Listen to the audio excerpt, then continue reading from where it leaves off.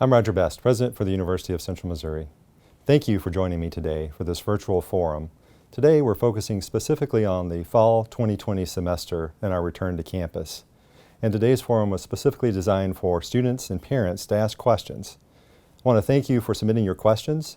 Over the last week or so, we received more than 200 questions, so unfortunately I won't be able to address all of them, but I do want you to know that I'm going to address as many as possible, so thank you again for submitting those. And also, because of the fluid nature of the information that we're discussing, please know that this information is current as of June the 11th. And because, again, the fluid nature of this information, it does change on a regular basis, please make sure you continue to follow our social media feeds, check your email, and check our website for any updates to the information that I'm giving you today, or any of the other questions that I'm not able to cover because of time constraints. So with that, I'd like to get right into the first question. The first question was submitted by Shelby, who is one of our current students, and asked specifically, are we going back to in-person classes for the fall? And if so, why? And what happens if we might have to go back to online if things get worse? And of course, Cameron asked a similar question, is the plan to reopen flexible if COVID-19 numbers are to spike up again? And what will be the criteria to determine if we need to close again? So in answering Shelby's question, yes, we do plan to have in-person classes for fall semester and as well as spring semester. We plan to also have activities on campus that are in person as well. We are among about 68% of universities at this point who have responded to say that they are opening up for fall semester and having in-person activities and in-person classes. Many of our institutions in the state of Missouri have responded similarly, and they will be open in the fall as well. So the question is why? And we are considering this part of the general reopening of society. We are looking at our guidance from the Center for Disease Control, which is what we follow very carefully and we follow very closely. We also see that local health authorities, state authorities are providing guidance in terms of how you can safely reopen and how you can make sure that if the COVID-19 continues to spread, how we can help mitigate some of that with best practices. So yes, we are reopening, and based on the guidelines that we're receiving from the CDC and from others, we believe that we can open in such a way that we can help prevent the spread of COVID-19 and ensure that we are able to provide the education that our students are asking for.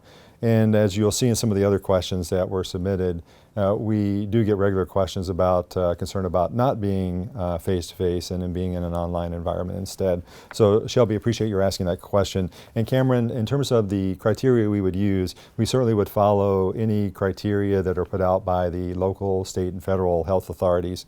And in terms of whether cases are spiking or not spiking, we certainly watch closely what we're hearing from our local authorities for both Johnson County, Missouri, and then our state authorities for state of Missouri as a whole.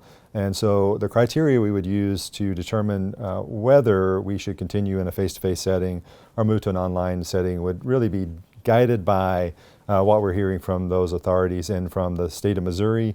We are a state agency for the state of Missouri as an institution, a public higher education institution, and so we would be following Missouri Department of Higher Education and Workforce Development guidelines as well in terms of both reopening and remaining open. So again, thank you for those questions.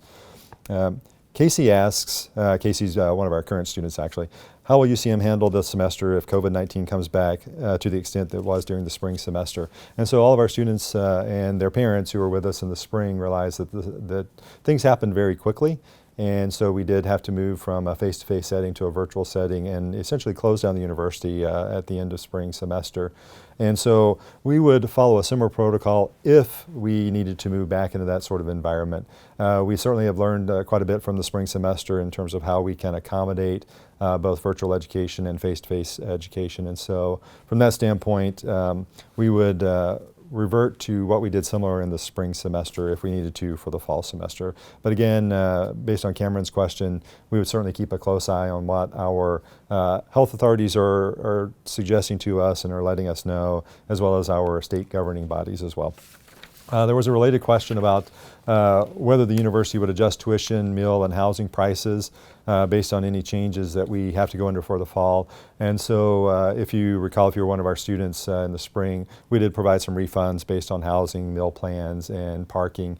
So we certainly would look carefully at what our adjustments would need to be made for the fall if we were to be back in that environment. So thank you for making sure that you brought that to our attention, but that's something that we would certainly keep an eye on and would react accordingly based on the time of the semester and the actions we needed to take to change some of the operations of the university if it were to come to that. Kevin, who is one of our incoming students, noted that many of our schools or universities in the area are implementing a shorter fall semester. None in the state of Missouri that are public institutions have yet to announce that. And he asked whether we have considered doing so, having a shorter semester. So the idea is basically your semester would start a week or two early and end essentially at Thanksgiving. At this point, we are following our published catalog and our published calendar for the fall semester, so we will start in mid-August as we had planned, and we do intend to return to campus following the Thanksgiving break in order to wrap up classes and take our finals. Again, based on previous question, if conditions were to warrant, and certainly we need to make changes, we will adjust to those as needed, and we'll always keep an eye on that. One of our current students asked whether administrators are planning on spreading out our classes throughout the day to allow time for sanitation, and whether that would require students to reschedule their fall semester. Currently, because the fall semester schedule is already set, we are not going to change the times of classes except in a very few rare instances. By and large, the fall semester schedule is set as it is. We are looking at doing that for the spring semester, however. This is really more about what the airlines used to call de-peaking, so it's about removing some of the density in areas and things like that, as opposed to allowing time for sanitation. So what we have learned more recently from the Center for Disease Control is that it appears that surfaces and the contamination that may be on surfaces is not as long-lasting as once thought. So surface cleaning is not quite as critical as we thought just a few weeks ago. However, we do have some protocols in place and some plans in place to continue our high-intensity cleaning, which we're engaged in right now. And we are looking very carefully at the ability to turn classrooms over into the next class period and make sure that we're able to clean appropriately based on the guidance that we're receiving from the CDC. So as of right now, your fall semester schedule in terms of time of day and day of week, we're not altering that in any dramatic fashion. But again, we will continue to watch for guidance, and if we need to make some changes, we will certainly communicate that to you as quickly as we can. Stephanie, who is actually a parent of one of our current students, noted that she's a former teacher. Thank you for serving in that capacity. That's such a critical profession and makes a difference for certainly us in higher education, because you're educating students before they get to us. She noted that students learn best when they're able to collaborate, and so would like to know how we're able to have students collaborate in an environment where we're going to be practicing social distancing. And I haven't talked about the structure of our classroom, so let me ask about that, because Christina, who's one of our students, asked how she's going to navigate an environment which includes lab study as well as large classrooms. And so we are putting in place some social distancing in our classrooms. We're doing a couple of different things. We're limiting capacity in some of our classrooms. We're also moving some classes to larger rooms, larger than they actually need, so that we can provide some spacing. And so right now, what's happening on our campus, our facilities area is working with each of our colleges, our deans and our chairs, to measure classrooms, determine where classes are scheduled, and look at how we can design classrooms so that social distancing is possible. So in terms of how students collaborate, when I've taught classes here, my background is finance, and so I've taught finance courses, and all of my courses involve some degree of collaboration. And so to some extent, what we'll be asking our students to do is adapt to what the workforce is having to do today and collaborate maybe slightly different than we're used to, which is person to person very closely, but we can allow some spacing there for collaboration with both the instructor and the student, but even student to student, and even use technology for that purposes. So we're going to use some technology enhancements in our classroom and in our pedagogy to ensure that our instructors can still engage with students and make sure that learning is happening at a very deep level, and we're upholding the quality that we're so proud of here at the University of Central Missouri. But it will be under kind of new approach for all of us, which is exactly what we've seen the work world have to adapt to with social distancing and how you work together in this sort of environment. Brianna, who is a graduate student, asked what graduate courses will look like for the 2020-2021 academic year. And I would give you the same response. So our graduate classes tend to be smaller than our undergraduate classes on average. So the notion of social distancing is actually a little easier for us to accommodate there because the classrooms are still our traditional size classrooms, yet with fewer students in them already. So we do anticipate that graduate courses will still be delivered in similar mode to what we've already done. We do have a lot of classes already that are offered in an online environment, so I want to be very clear that our graduate programs that already have online components, those will remain as online. Those that have face-to-face components will remain face-to-face. In some cases, we'll move to a more hybrid orientation. But our graduate courses will look very similar to what they did in previous semesters with that robust mix of hybrid, online, and face-to-face, which we typically have offered in our various graduate degree programs. And one of our current students notes that I believe he is enrolled in the scuba diving class for the fall semester and wants to know if students are going to be allowed in the pool in the multi-purpose building. The answer is yes, actually. It turns out that more recent information we received from the CDC shows that the current coronavirus that we're dealing with actually doesn't travel well in water, and particularly in chlorinated water, the chlorine tends to kill the virus pretty quickly. So from that standpoint, the medium, which is the pool in this case, actually is something we'll still be able to use. Obviously, we'll still have to practice some of the social distancing in that setting as well, even though you won't be in a traditional classroom, you'll be in a pool. So yes, the pool will be open for our scuba diving classes. Seth asks that if we begin in person and we have to move to a virtual environment, would it be possible to have some sort of grace period where students can drop their courses? Because he notes that many students actually aren't that comfortable with online classes and education, and it actually creates more stress for them being in that environment. And so back to our first questions about online versus face-to-face, we really do see this mix of desire for either virtual, face-to-face, online, hybrid types of settings for our classes. And so what we're trying to do for fall semester is design an environment where there are mixes of all of those modalities that are available. So that students such as Seth, for example, who very much prefers being in a face-to-face setting, we can accommodate that following, again, the guidance from CDC and other health authorities. And so, Seth, to the heart of your question, would we allow some grace period for dropping classes? We actually did that in the spring, it turns out. We extended our drop dates for classes so that students who were not comfortable moving into that online environment, we actually allowed them to drop much later than we would in the semester. And there were some refund provisions attached to that, actually, if they dropped within that window of time. So we would certainly consider again the context under which we would need to move to a virtual setting, when in the semester that might be, and what does that really entail. And so we would certainly try to make sure we were aware of the impact that has on you as a student and all of our students collectively. And so then similar to that notion of dropping classes and grace period for that, Cassandra asks, how will in-person and online class tuition rates be affected for fall of 2020? And can we expect an increase? So I'm going to give you a slightly more detailed answer. The real answer for undergraduate classes is that there's no increase in tuition for fall of 2020 compared to what we had as our official rate to be charged in the last academic year. Now, it's a little more complicated than that for a couple of reasons. One, during the last academic year, you would have noticed on your bill that if you took face-to-face classes, we actually waived a slight portion of your tuition. So we're not going to waive that for this year. That was based on some additional funding we had gotten from the state. And again, based on what we had listed as our charge rate, our actual booked rate is what we refer to it as versus what we charged you. So we are charging our booked rate for the upcoming semester, which for the average student will make a difference of about $25 per semester in class charges for undergraduate classes.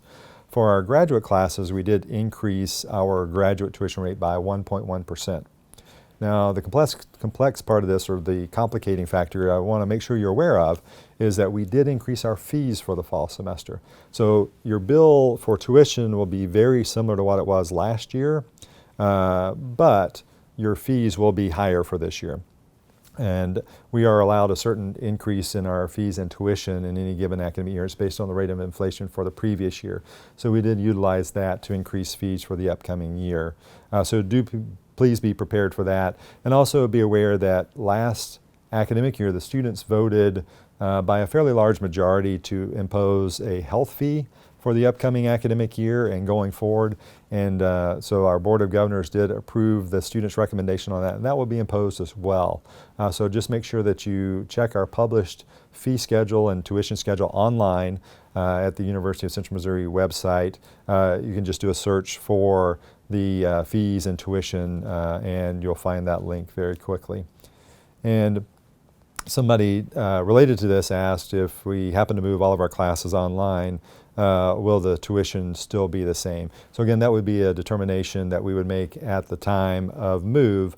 And so if you recall what we did in the spring semester, since we were halfway through the semester when we moved to a virtual environment, our tuition rates stayed the same. So those were set from the beginning of the semester, and we did not increase rates based on the move to an online course from a previous face-to-face course.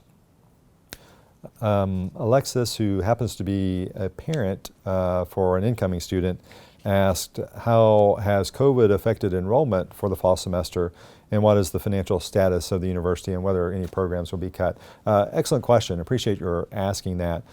So just a little bit of background from the standpoint of our funding. We receive two primary sources of funding to support what we do. One source is the state of Missouri, and they provide for us appropriations. That is roughly 35% of our general fund budget. And the other 65% comes primarily from tuition charges and then some other related charges that we have and or revenue that we generate from grants and similar types of activities. And so what we are seeing for the next academic year is that the state of Missouri, even in the current fiscal year, so our fiscal year runs July 1 through June 30th, in the current fiscal year, the state of Missouri has withheld about 13% of our funding that they allocate to us just for this fiscal year. And although we haven't heard the numbers for next year, we're being told that there may be some cuts for next year as well. We also have some enrollment declines that we're looking at for next academic year, just based on some of the uncertainty we're seeing from students and what's happening with COVID-19.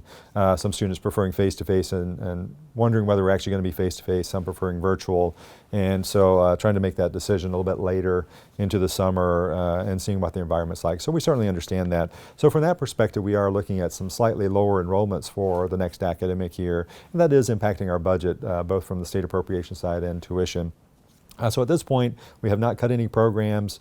We have been able to maintain our operational integrity exactly the way it was prior to COVID-19, with changes obviously in terms of social distancing and some of those kind of details. But from a financial perspective, we've still been able to operate very much as we were prior to COVID-19 and the pandemic hitting and affecting our operations the way they did. As we move into the future, we'll always have to consider whether programs are performing efficiently, and what that means is, are we enrolling classes at sufficient levels? Are our programs attracting students? These are types of analyses that we would need to do regardless of whether there's been a pandemic or not. We always want to make sure that our programs are modern, attracting students, and that our graduates are able to place well once they graduate. Because for us, it's the full spectrum. We really want to serve you coming in the door, provide for your high quality education while you're here, make sure that you have a robust college experience, a university experience, and then as you graduate, that you're able to move into whatever the next phase of your life is successfully, not just because you have a great education, but because we're assisting you there. So if you're looking for a career, that our career services area is able to help you find that placement, or if you're looking for a graduate education, past your undergraduate or PhD, that you're well prepared and we're able to help facilitate your placement into those programs. And so we have to continue to evaluate programs both from just the enrollment perspective, but also is there demand for that program, and are we able to have students find good placements once they graduate from those programs. So right now we've not looked at any program cuts. We've not actually done program review or anything like that related to COVID-19 and pandemic. We will be looking into the fall semester at the budget implications for what we are seeing from state appropriations and so on, and we'll begin to look at some decisions there, but as of right now, that has not occurred. And so those were some general questions that I pulled based on what our fall 2020 may look like and what we're talking about in terms of class structure. We did have some very specific questions about the protocols and procedures that we're following related to COVID-19. And so I'd like to address some of those questions as well. Again, my apologies that we just don't have time to get to all of the questions that were asked. Olivia, who's an incoming student, asked whether we would be testing students, faculty, and staff to make sure people don't have coronavirus, and if so, whether we would actually cover the cost of that testing. And then from Pam, who's a parent of an incoming student, she specifically asked whether we'd be taking students' temperatures every day. And so again, relying on CDC guidance and other health professionals, we will not be doing mandatory testing for students who are asymptomatic. As you're aware, when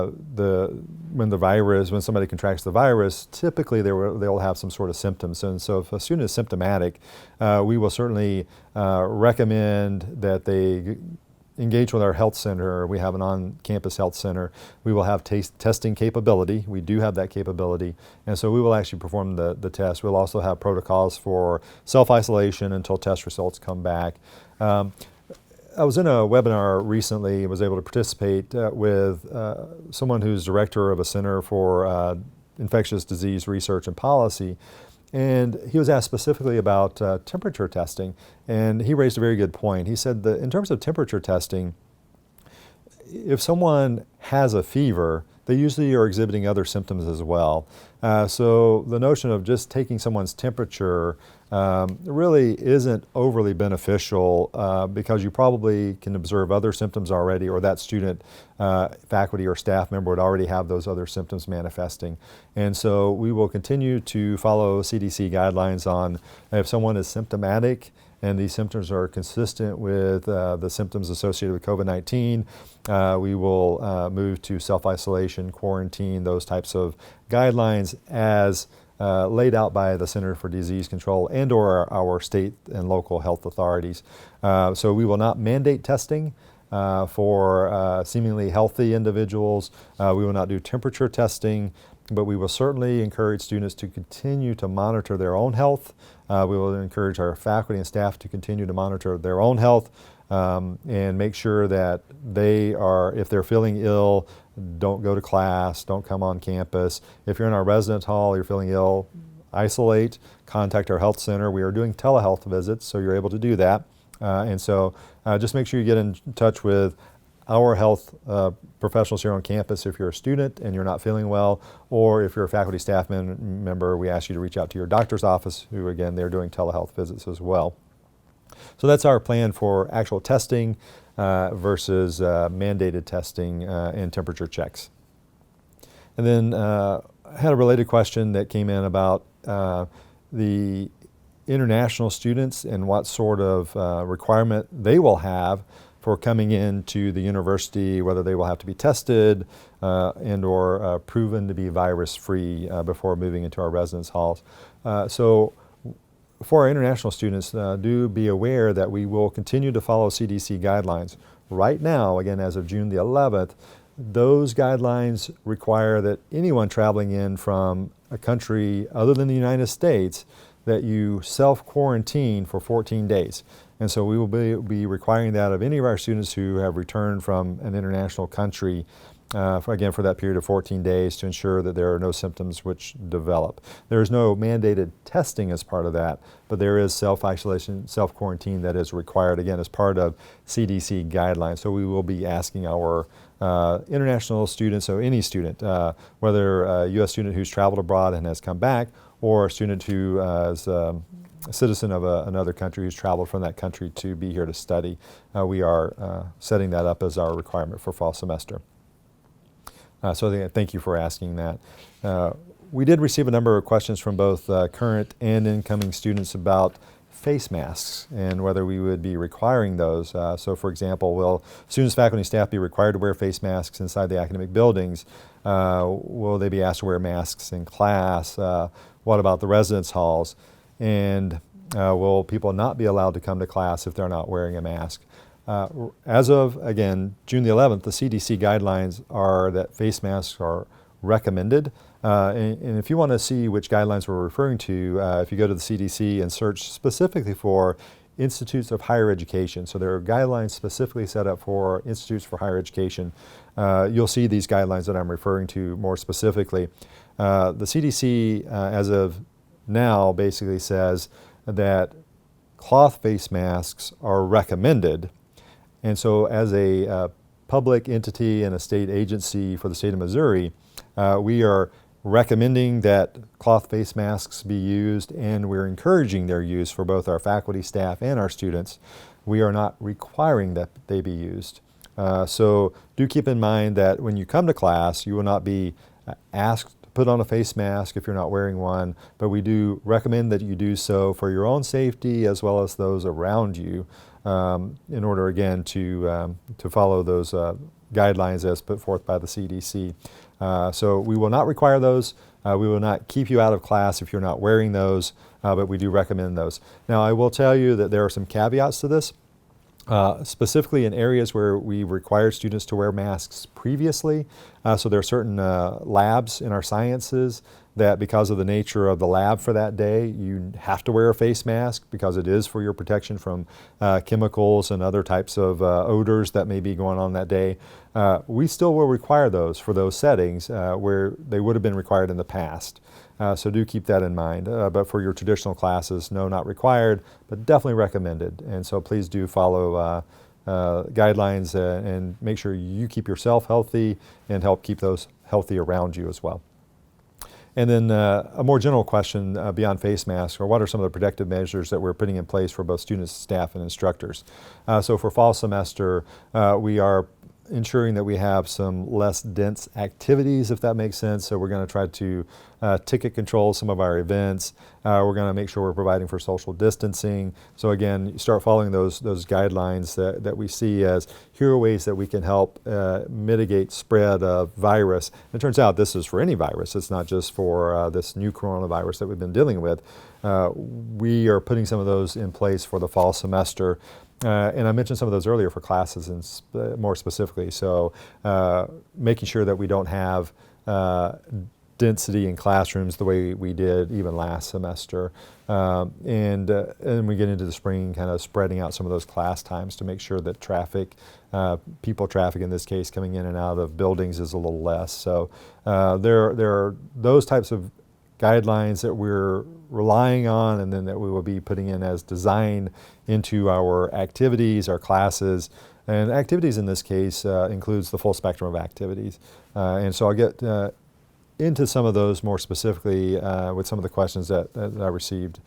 So let me go specifically to a question from Maddie, who asked whether there will be stations around campus with soap or hand sanitizer that is available if needed. And the answer is yes. So we will have some of those stations around for you, specifically hand sanitizer stations. We already have soap in all of our bathrooms, and so don't hesitate to rely on that. Best practice, as we understand it again on June the 11th, is hand washing with soap is better, at least 20 seconds. And in the absence of soap, hand sanitizer should be used. So we will have those stations out and about in public areas. don't hesitate to provide that for yourself. So carry around a small bottle of hand sanitizer if you like.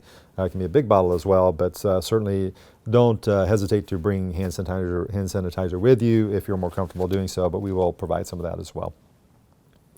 I mentioned travel earlier. We did receive several questions about students specifically who are traveling. So if a student were to travel out of state during the semester, will they be required to quarantine or stay at home from classes? Or if students come back from Thanksgiving from their hometowns or other countries and states, are we going to monitor them? So again, we'll go back to that guidance that we received. And they're twofold here. If we're talking about out of state, so the state line really doesn't dictate whether an area is safer or riskier than another area. And so specifically traveling to other states, unless pointed out by the CDC or other health authorities as states at higher risk or areas of higher risk, then we would not do anything different for those students than students who might travel to neighboring counties, for example. The guidelines for international travel still hold, however. If someone goes out of the country, they are again following CDC guidelines as of this moment, being asked to self-isolate, self-quarantine, and if not symptomatic after 14 days, then come out of self-isolation or self-quarantine. So more generally, we won't be testing students just because they've traveled out of state, given that the state line may not actually dictate higher risk. It may be another area. I should point out, actually, since I've mentioned the international and travel to other countries, again, that's CDC guidelines. But again, what I'm hearing from health professionals at this point and experts in immunology and disease spread is that the United States actually is more of a hotbed right now than a lot of other countries. And so realistically, we have to be careful when we travel anywhere, but just because somebody's coming from an international destination doesn't actually make them riskier than someone who travels to any other location within the United States. So, so we will follow CDC guidelines on the international travel unless those are relaxed or changed. And then we have this very important question from a current student, which is how will the university accommodate students who have been identified as high risk and instructed by their doctors to not leave home unless absolutely necessary. So first and foremost, what I would suggest is that you get in touch with our Office of Accessibility Services. We refer to it as OAS. Now this is more generally, right? So our Office of Accessibility Services is a long-standing office on campus and exists to work with students who have need for special accommodation. And they will provide for you the information that you would need. And so in the case of a doctor's note indicating that you can't physically be in class, so they would work with you to determine what sort of accommodation is available for that. But do know that we have an office specifically designated for the purpose of reviewing accommodations and determining what those accommodations are. What we don't want you to do is discuss with your instructor or any other individual outside of the Office of Accessibility Services what your disability might be or your health issue might be because of HIPAA, right? We don't want you to do that. You're certainly free to do that as an individual, but we would never require that.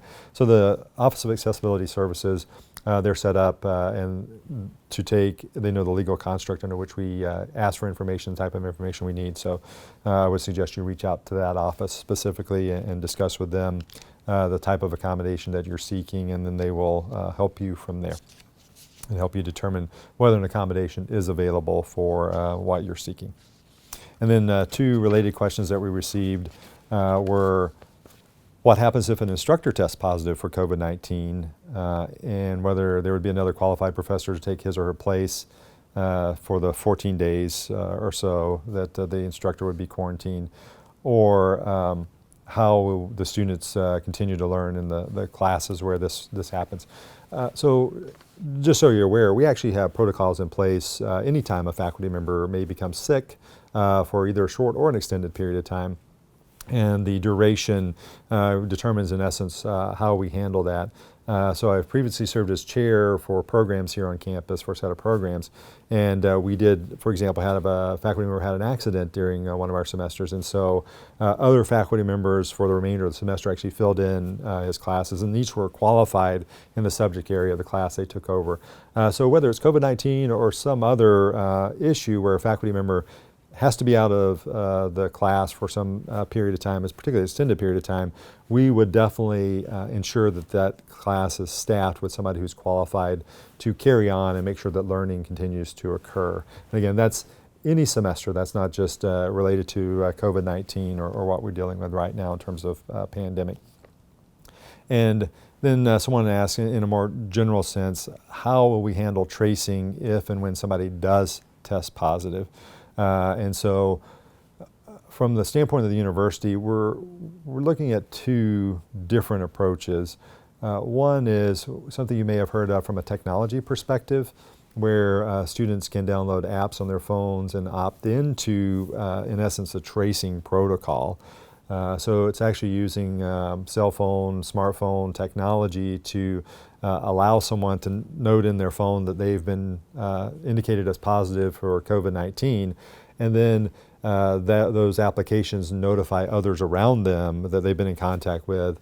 So we're actually exploring those right now. There are several different applications we're looking at. Some are integrated into our current system and is more of a health check in addition to tracing, and others are true tracing technology where we don't even access the information, so we wouldn't know if a student had put into the application that he or she had been diagnosed as positive, and then others would, that had been in contact who also opted into this technology would receive a notice that someone they came in contact with in some period of time had tested positive, and so to keep an eye on yourself.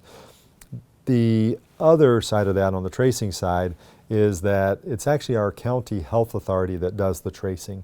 So in our case, if our health center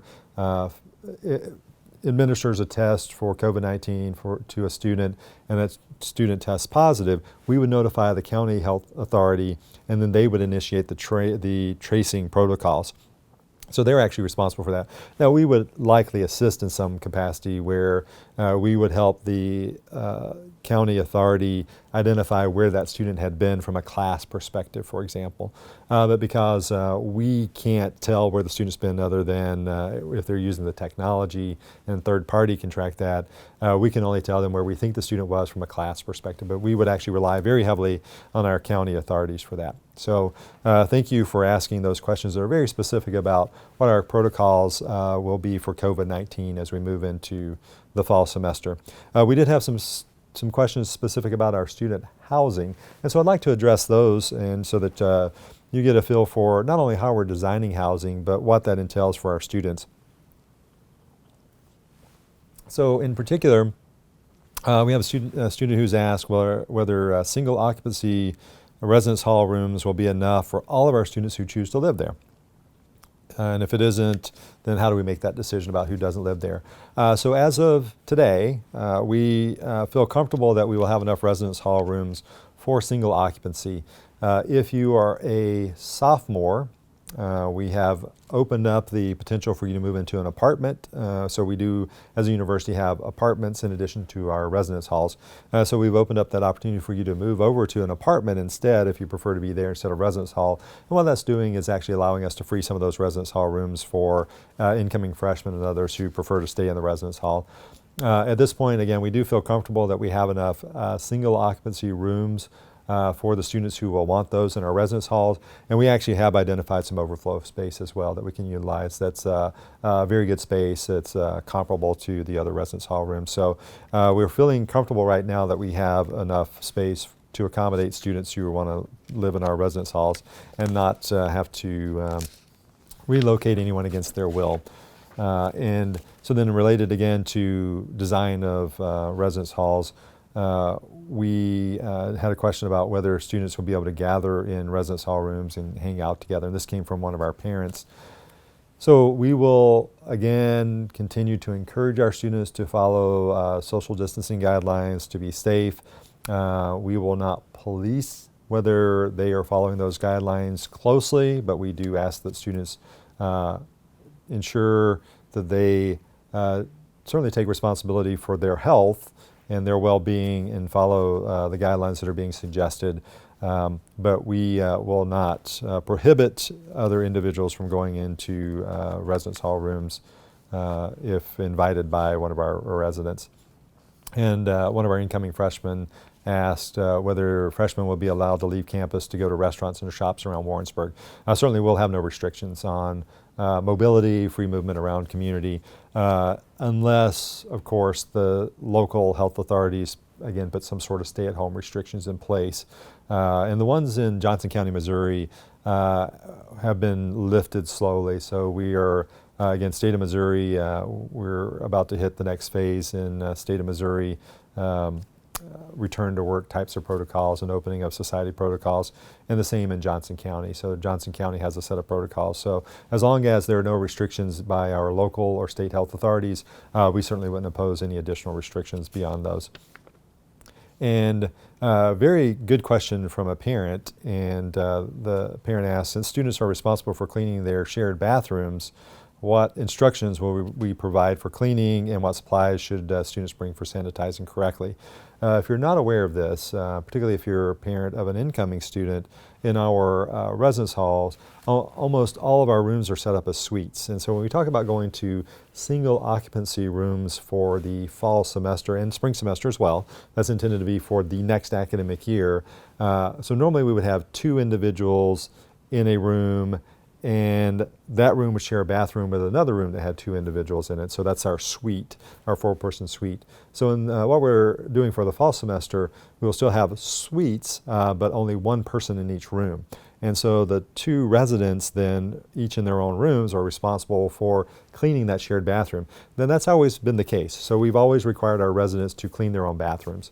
What we have not done previously is provided for the residents what it means to clean a bathroom well and what products maybe they should use. And so what we're going to do prior to our residents moving in, we will provide for residents an information sheet, which again will be completely based on guidelines we receive from health professionals.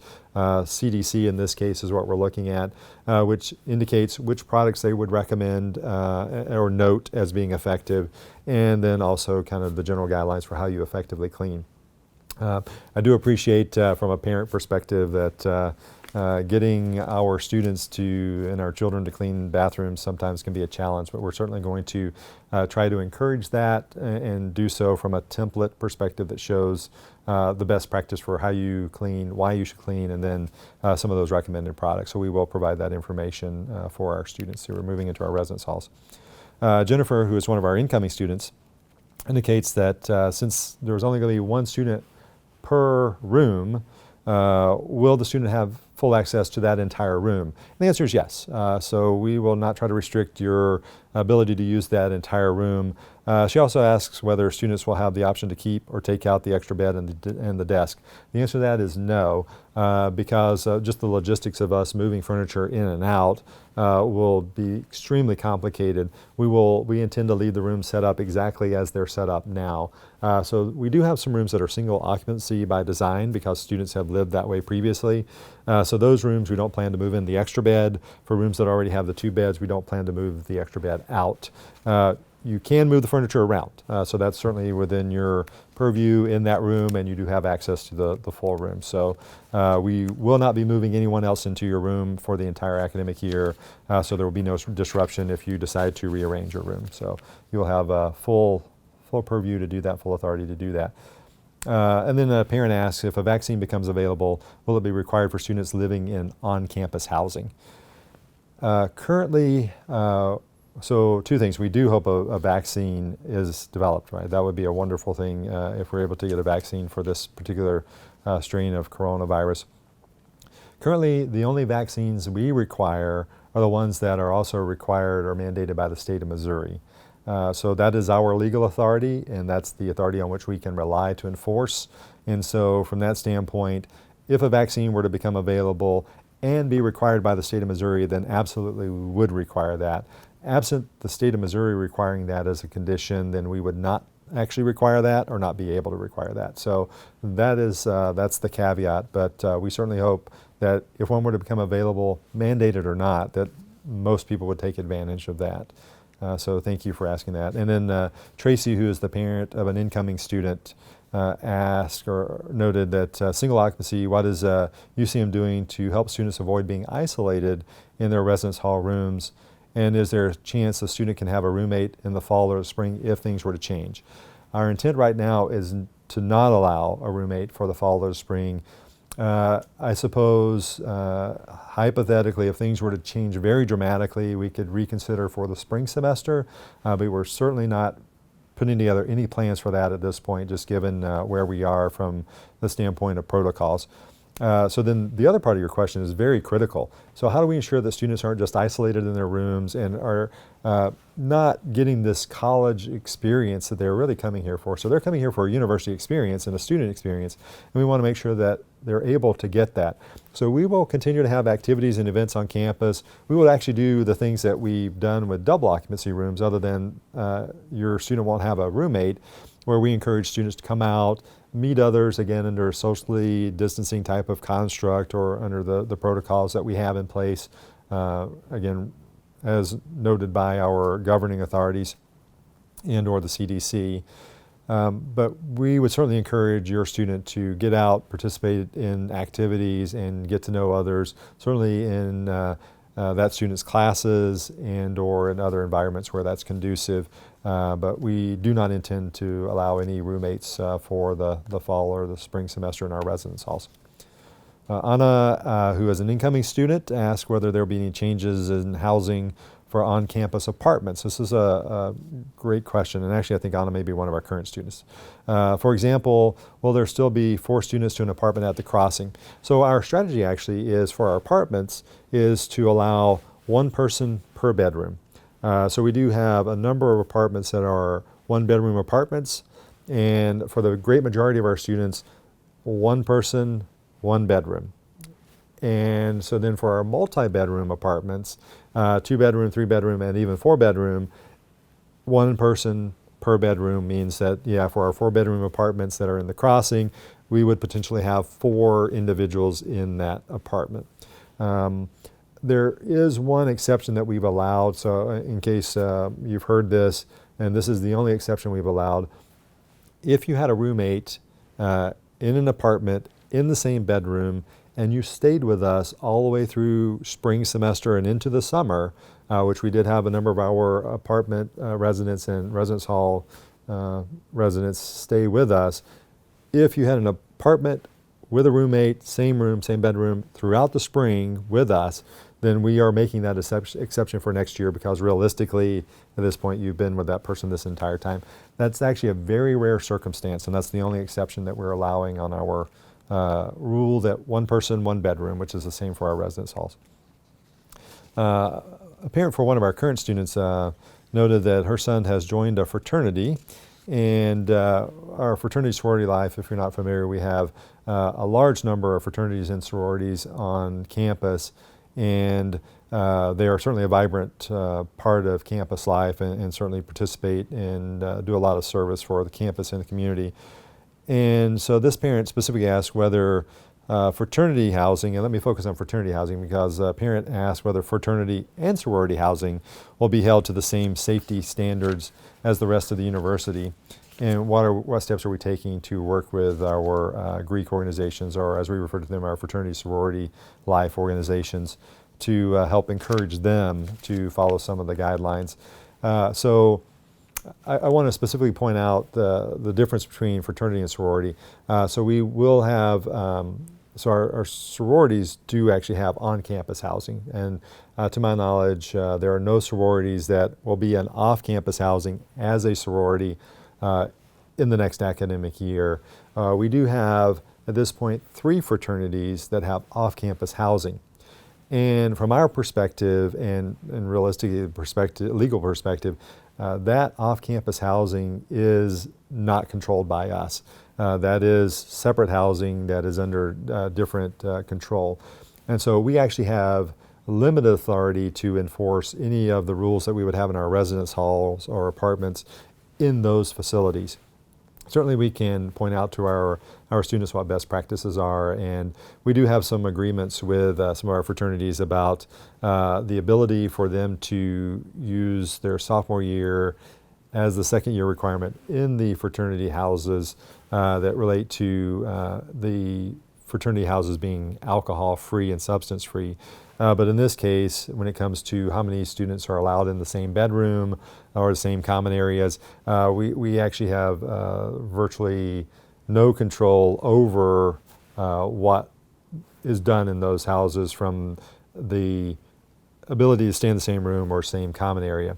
Now, I will say, from an affiliation standpoint, if we do have the ability, if a fraternity were to do something that clearly violated university policy, we do have the ability to disassociate that fraternity from campus. But in terms of the housing arrangement itself, we have limited authority there. So we won't be able to actually provide any sort of standard for that fraternity to be able to enforce. We can only provide some recommendations. Ethan, who's one of our current students, and again related to fraternity housing, asked whether our planned renovations for Fitzgerald Hall to be turned into fraternity housing will continue as planned. So if you're not familiar with this question, we did have to close our fraternity complex last year. We had a major failure of our heating element there. And in addition to the age of the facility, we were planning to close it over the course of a year from now. But unfortunately, we had to move faster because of that. So our intent then is to repurpose one of our residence halls, at least some wings of that, into fraternity housing. And our plan for this upcoming academic year was to close Fitzgerald Hall and actually begin renovations. We will need to use parts of Fitzgerald Hall again for residents because we're going single occupancy. However, it will not prohibit us from moving forward with the renovations in order to have that designed out as housing for fraternity organizations who so request it for the following academic year. So those plans are ongoing. Because of the pandemic and COVID-19, we did have to delay the start of that, and so that will push us on timeline a bit, but that was actually unrelated to anything from the university perspective. That was just the environment under which we were able to get construction firms in to start construction and stuff. So we actually think construction will start January the 1st, which will probably fit some other timelines better.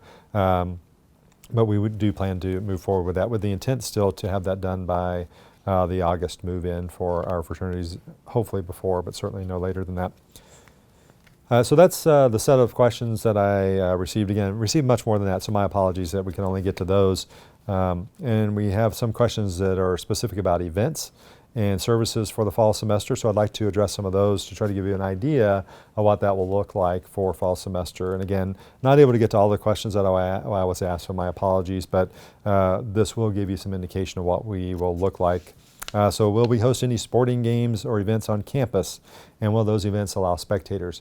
The intent at this point, again, June the 11th, right, the date for this, is that we will allow sporting events and they will have spectators, knowing that we may have to provide social distancing if that's required during that time frame, and we may not allow spectators if that's prohibited during that time frame. Again, our sports go throughout the entire academic year.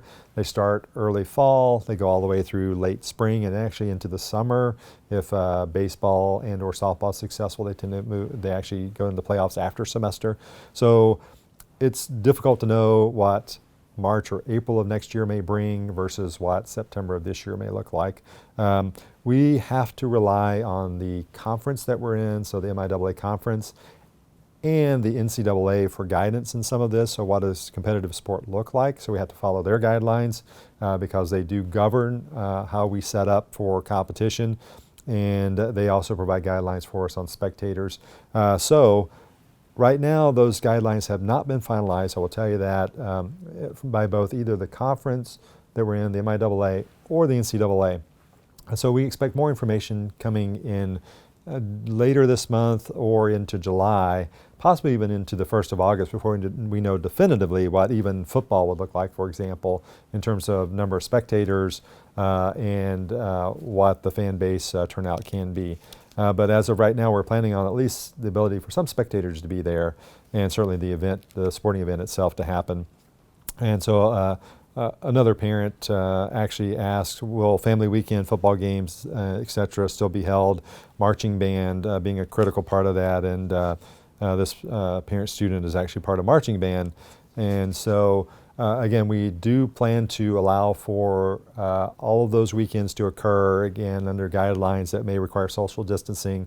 Homecoming is critical for us as well, just in terms of our alumni coming back and our current students being able to provide community service and our pep rallies. But again, part of that college experience, we may have to modify some of the way the engagement works just to ensure that we're following best practices and what we deem to be the best approach for our students, faculty, and staff.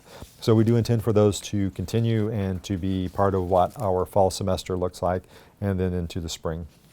And another parent, Sherry, who's parent of one of our incoming students, we look forward to having your student with us, ask a question about whether we would have general student-based activities, whether that's intramurals, movies in the unions, and then somebody also asked about the availability of tutoring services. Will those still be available? Computer labs, which are critical to what we were able to provide, and the bowling alley. The bowling alley actually opens up on June the 15th, and so we are putting in some additional protocols with bowling alley, whether it's cleaning the balls and doing those differently and assigning those differently than we used to allow, spacing between lanes. So we are saying at this point yes to all of those. We do intend to have some amount of movies in the union that may require some social distancing, intramurals, other activities that we would normally have, but again, with maybe different protocols in place. Our goal, we are, again, as individuals who've completed college education ourselves, we know the importance of that experience for students, and we want to make sure that we can provide that in a way that the student is comfortable and that the experience itself is meaningful to the student and to us as well. So, Sherry, thank you for asking that. The answer is yes, we do intend to try to offer as much of that as feasible. And in terms of tutoring, computer labs, we will have those available as we have had.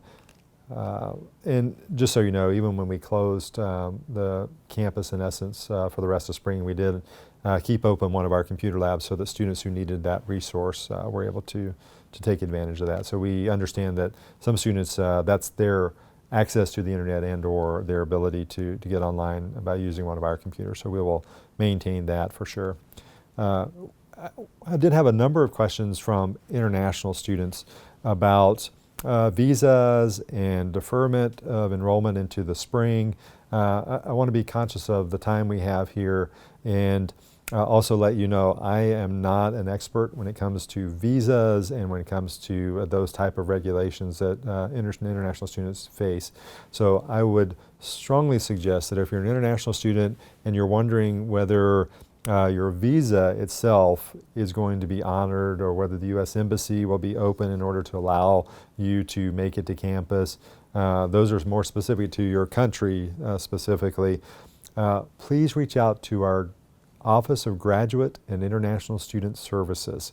Again, that's the Office of Graduate and International Student Services.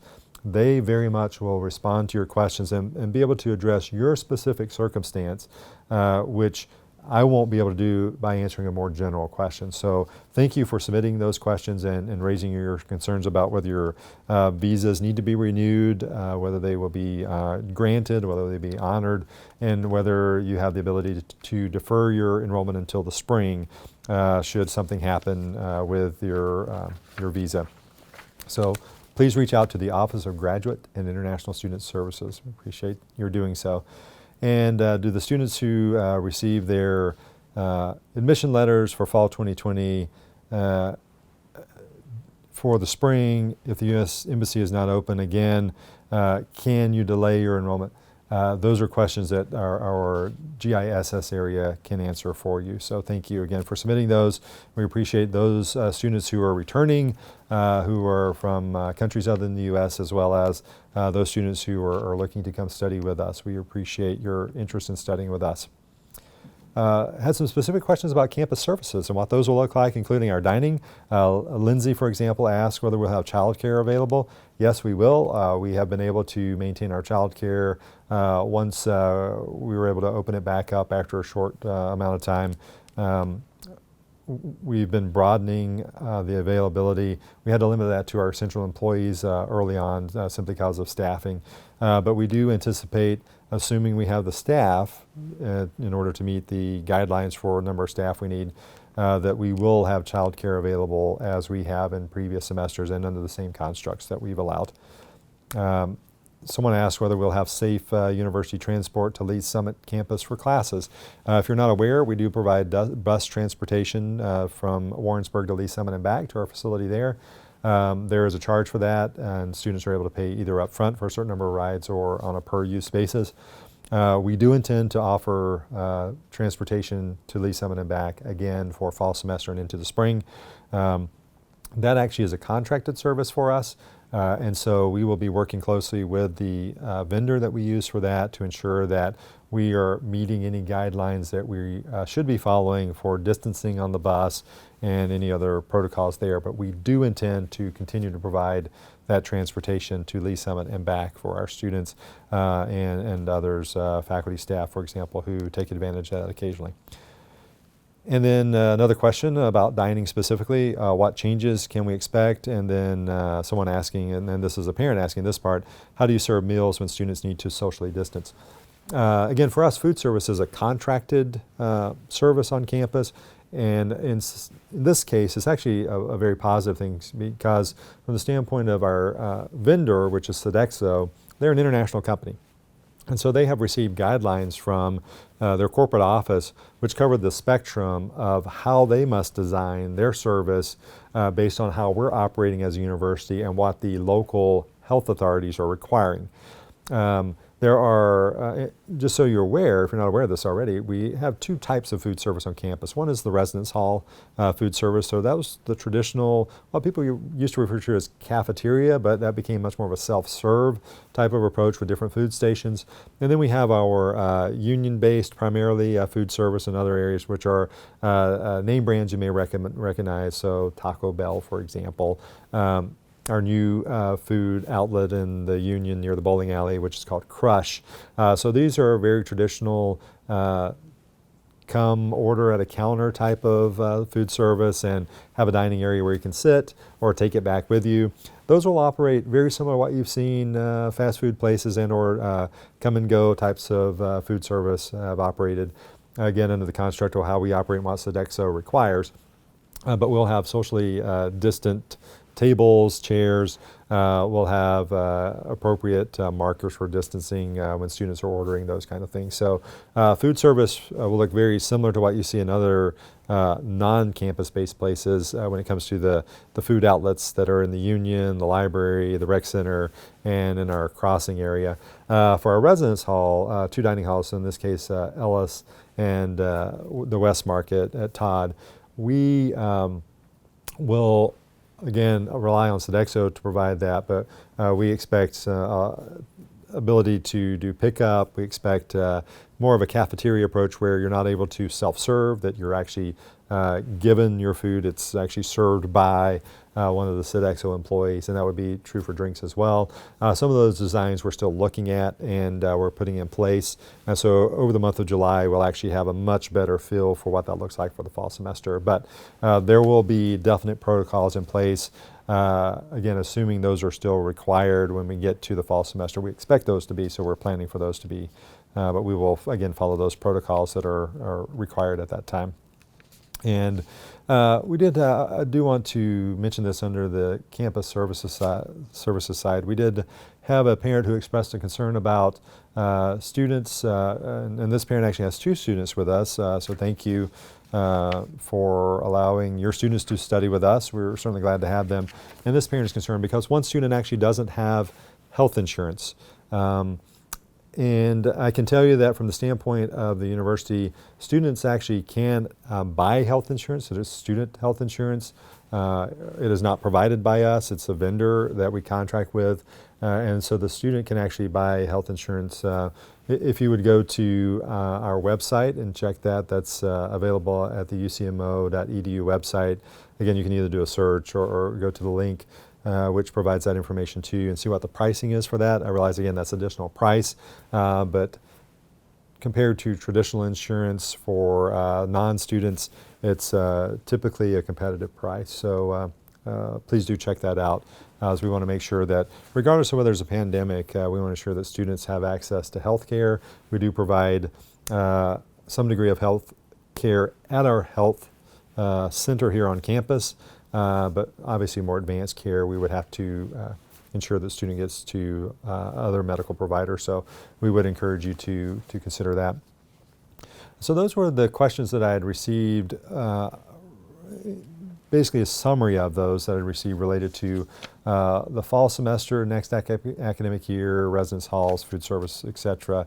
I did receive a couple of questions, comments related to some of the current events that we see happening related to protest, equality, and so I do want to address those since this is really about outlook for fall of 20, which includes that as well. We have a student who's a prospective student from Ghana and recognizes that as a black African himself and I believe it's a him and family, they're worried about the issue of racism and whether it may be worse in America. And certainly there's a safety aspect there, and I'm protected from bias and segregation, at least on campus. And so I can certainly assure you that there's no segregation on campus, and as a campus we certainly are very much committed to diversity and inclusion. As an institute for higher education, we are firm believers that education is the difference maker for all individuals. We do recognize that as a result of racism and certainly our history in the United States, that there are certainly some, from an economic and socioeconomic perspective, there are certainly some disadvantages that we can see correlated with ethnicity and race in the United States. And so we firmly believe that education can be that difference maker to help create equality, certainly from a socioeconomic perspective. But we also believe that when individuals learn more about each other, and that happens through interaction, that happens through coming together and getting to know each other, that we can do our part to help certainly minimize the notion of racism and help do our part to ensure that and promote an equal society for all. And so from a campus perspective, I certainly hope you come study with us, and I can say that my perspective as president, I certainly reinforce our appreciation and our strong recognition of the value of diversity and inclusion, and that extends beyond actual race and ethnicity as well. So thank you for submitting that question. And we had another, one of our current students actually, who's indicated that the students worked on a couple of bachelor's degrees and met with lots of students here on campus through that time, and is wondering what our plan is to promote equality of political beliefs, expression of free thoughts and ideas. And so back to what I was saying, in higher education, we actually, our goal is to come together as individuals and be able to discuss ideas openly and ensure that we have an understanding of where those ideas originate, the motivation for those ideas. And certainly we think that education plays a large part in helping people understand each other. And we have to do that in the context of the ability to discuss those ideas and discuss topics which sometimes are uncomfortable for us to discuss. And that's true for me, for example, as we discuss racism. And in terms of my discomfort that as a society we still see that element of racism in the United States, and that's in spite of so many years of trying to eliminate that from how we interact with each other. And if you want to see more about how I feel about this, I did issue a statement to our current students and campus, our faculty and staff. And so if you just go to the President's office website at ucmo.edu, you'll actually see the statement that I put out about our recent events and certainly what my feeling is about that. So thank you both for bringing these questions up as part of this forum, and I certainly appreciate your time today. Again, my apologies that I could not get to all of the questions that were asked. I hope that through some of the answers I was able to provide with the questions that I addressed, that gives you some sense for the answers to the questions that you posed, and why we're taking certain actions, not taking other actions, and what our fall 2020 and even spring will look like at the university. I do want to remind you one more time, very fluid environment we live in. So the information that I'm sharing with you, again, is current as of June the 11th, 2020. And so if information changes, we will certainly try to get that out to you. Again, please check your email, please check our website, please check our media feeds, both social media and traditional media, because we do try to inform you as we find out more information. We do try to make sure you're aware of that information and let you know the impact on you because of what we have to do as an institution. Thank you again for joining me today. I really appreciate your attention and your time here, and I certainly look forward to having your engagement with us both on campus and virtually and socially distant as the protocols may require. So again, thank you, and appreciate your time today.